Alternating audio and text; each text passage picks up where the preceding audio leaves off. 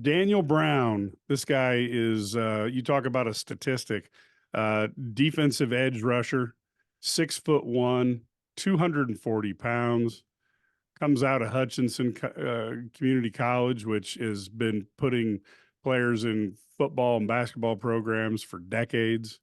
Um, Alabama State, Buffalo, Alcorn State were just a few that looked at this junior college All-American.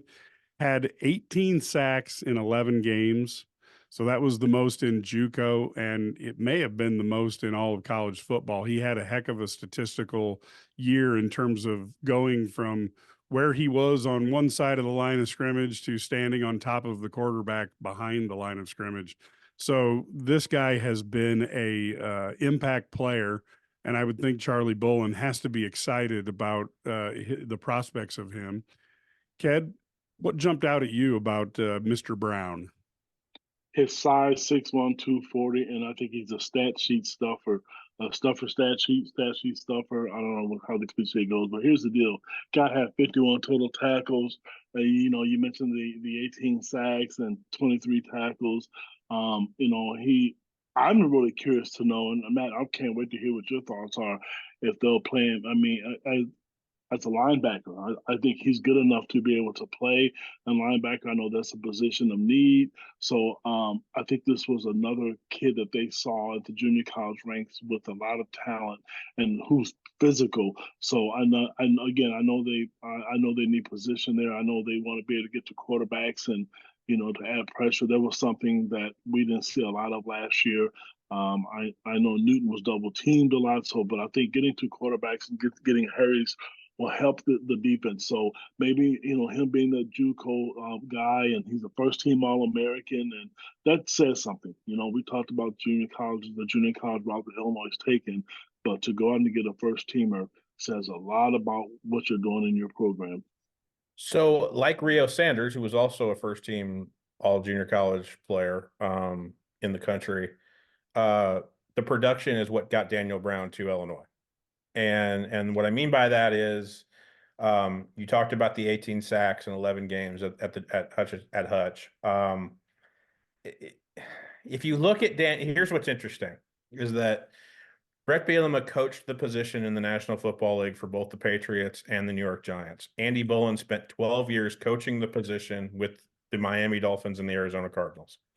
If you look at Daniel Brown at 6'1" and 240 pounds, he doesn't have the height, he doesn't have the weight, he doesn't have the arm length.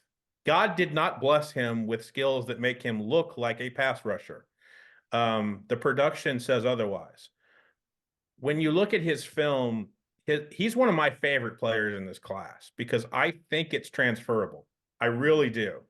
And it's why I think he's going to get on the field very fast at Illinois. He has the ability, maybe it's just God-given and he doesn't actually maybe he hasn't been coached at it, but I know Charlie Bolin will coach him at it. He has the ability to use his leverage at 6'1", 240 pounds in a way that I haven't seen a pass rusher that small be able to do it. And I'm really, really impressed by him.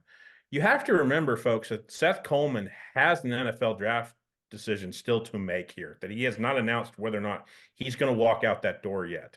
If he does do that, I do think that Daniel Brown has a really, really good chance to be paired right next to Gabe Yakas and maybe even split time with an Alec Bryant at an outside pass rusher position in Charlie Bolin's room in the 2024 season. I think that the skill set is transferable. The production is going to be transferable.